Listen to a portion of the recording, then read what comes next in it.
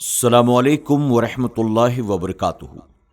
میرے پیارے آقا علیہ الصلاۃ والتسلیم کے پیارے دیوانوں، خاتون جنت حضرت فاطمۃ الزہرا رضی اللہ عنہا کی کنیزوں، سچی حکایات کے درس نمبر 249 ایپیسوڈ نمبر 249 میں آپ تمام کا استقبال ہے۔ ہم نے تقریباً 9 مہینے پہلے اس درس کا آغاز کیا تھا اور آج اس درس کے آخری مرحلے یعنی آخری ایپیسوڈ تک ہم پہنچ چکے ہیں۔ میں ان تمام لوگوں کا تہہ دل سے شکریہ ادا کرنا چاہوں گا اپنی اور SDI آڈیو ٹیم کی جانب سے، جو شروع سے ہمارے ساتھ اس درس میں جڑے ہوئے ہیں، جن کے کمنٹس نے ہمیں حوصلے دیے اور جنہوں نے اسے لوگوں تک عام کرنے میں ہماری مدد کی۔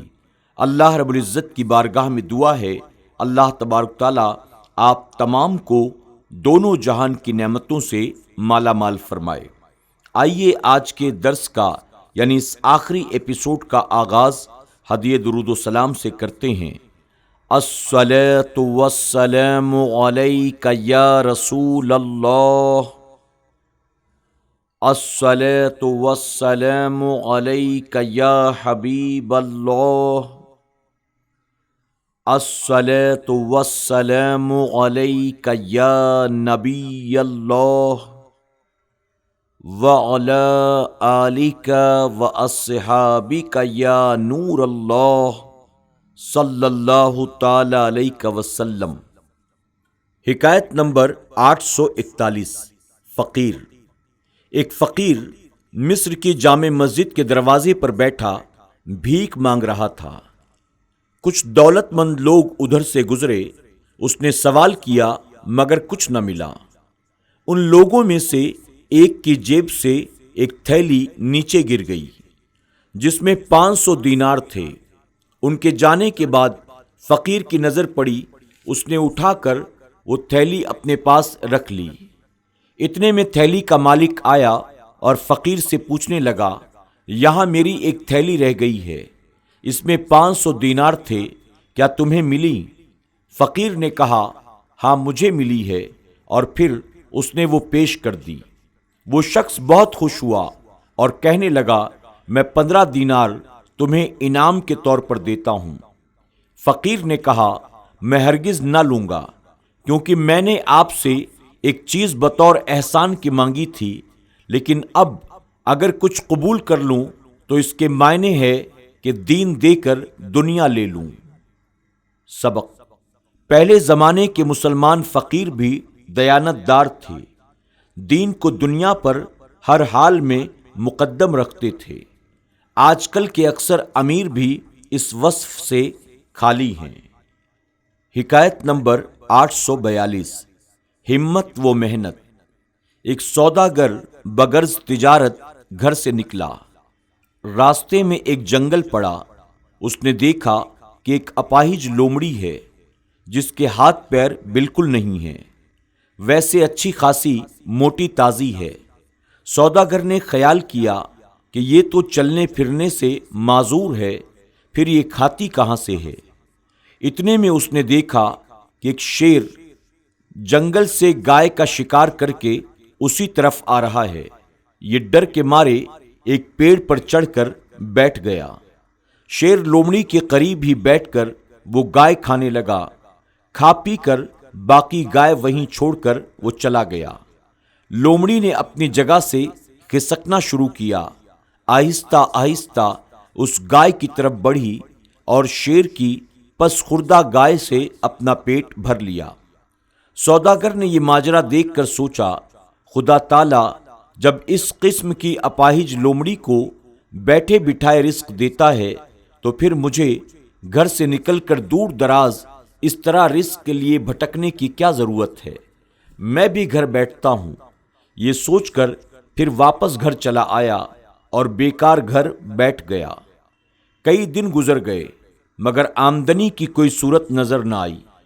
ایک دن گھبرا کر بولا، الہی اپاہج لومڑی کو تو رزق دے اور مجھے کچھ نہ دے، یہ کیا بات ہے؟ اسے غیبی آواز آئی، نادان، تجھے ہم نے 2 چیزیں دکھائی تھیں، ایک محتاج لومڑی جو دوسروں کے پسخوردہ پر نظر رکھتی ہے، اور ایک شیر جو شکار کرتا ہے، خود بھی کھاتا ہے اور دوسرے محتاجوں کو بھی کھلاتا ہے۔ اے بے وقوف، تو نے محتاج لومڑی بننے کی کوشش کی مگر بہادر شیر بننے کی کوشش نہ کی۔ تم اپاہج لومڑی بن کر گھر میں آ بیٹھے ہو، شیر کیوں نہیں بنتے تاکہ خود بھی کما کر کھاؤ اور محتاجوں کو بھی کھلاؤ؟ یہ سن کر سوداگر پھر سوداگری پر چل پڑا۔ سبق: انسان کو کبھی بیکار نہیں بیٹھنا چاہیے، بلکہ اسے چاہیے کہ جائز طور پر کما کر اپنا گزارا بھی کرے اور محتاجوں پر بھی خرچ کرے۔ حکایت نمبر 843، آٹے میں ملاوٹ کرنے والے کا انجام۔ بہقی میں ابن محمود سے روایت ہے کہ میں ابن عباس رضی اللہ عنہ کے پاس بیٹھا تھا کہ ایک شخص آیا اور کہا، ہم حج کے لیے آئے ہیں اور راستے میں ہمارا ایک ساتھی مر گیا۔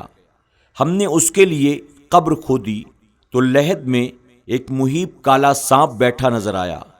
ہم نے وہ جگہ چھوڑ دی۔ دوسری جگہ قبر کھودی تو کیا دیکھا، اس قبر میں بھی وہی سانپ بیٹھا ہے۔ پھر ہم نے تیسری قبر کھودی تو اس میں بھی وہی سانپ نظر آیا۔ ہم حیران رہ گئے۔ اب آپ کے پاس آئے ہیں، آپ بتائیں ہم کیا کریں؟ ابن عباس رضی اللہ عنہ نے فرمایا، تم سانپ کے پاس وہیں اسے دفن کرو۔ خدا کی قسم، اگر تم ساری زمین بھی اس کے لیے کھودو گے تو یہ سانپ تمہیں ضرور نظر آئے گا۔ چنانچہ ہم نے اس کے لیے ایک قبر کھود کر سانپ کے پاس ہی اسے دفن کر دیا۔ پھر واپسی پر اس کی بیوی سے اس کے حالات دریافت کیے تو پتہ چلا وہ آٹے کا سوداگر تھا اور آٹے میں لکڑی کا برادہ ڈال کر بیچا کرتا تھا۔ سبق: ہمارے ملک میں بھی اس قسم کے سوداگر پائے جاتے ہیں کہ انہیں اپنے انجام کی فکر کرنی چاہیے۔ حکایت نمبر 844، اتفاق۔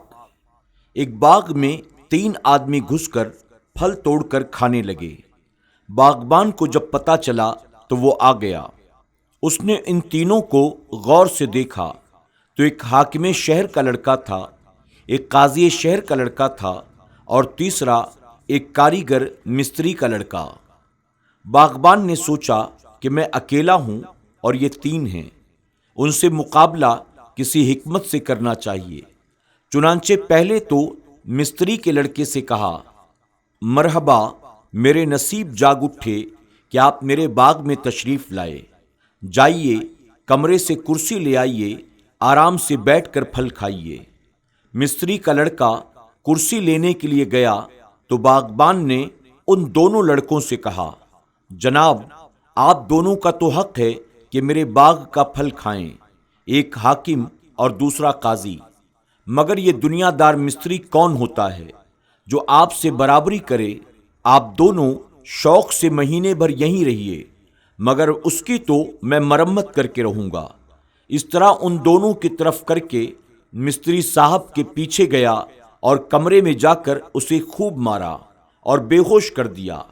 پھر باغ میں آیا، قاضی صاحب سے کہنے لگا، بے وقوف، یہ تو بھلا حاکم شہر کا دل بند ہے، ہمارا سب کچھ انہی کا ہے، مگر تو کون ہے جو ان سے برابری کا دم بھرے؟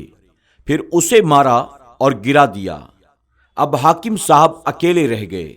پھر ان کی طرف ہوا اور بولا، کیوں جناب، جب آپ ہی یوں ڈاکے مارنے لگیں گے تو ہمارا اللہ ہی حافظ ہے۔ یہ کہہ کر اسے بھی خوب مارا۔ اس طرح ایک ایک کر کے سب سے اپنا انتقام لے لیا۔ سبق: دشمن ہمیشہ تمہارے اندر پھوٹ ڈالنے کی کوشش کرتا ہے، اس کی چال سے خبردار رہو اور اتفاق کو ہاتھ سے نہ جانے دو۔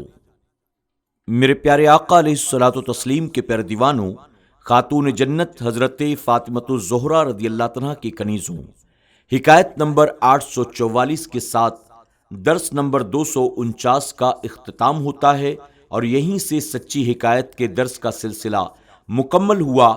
آپ تمام سے جاتے جاتے ادباً گزارش ہے، SDI آڈیو کو ضرور سبسکرائب کر لیں، بیل آئکن پر کلک کرنا آپ نہ بھولیں۔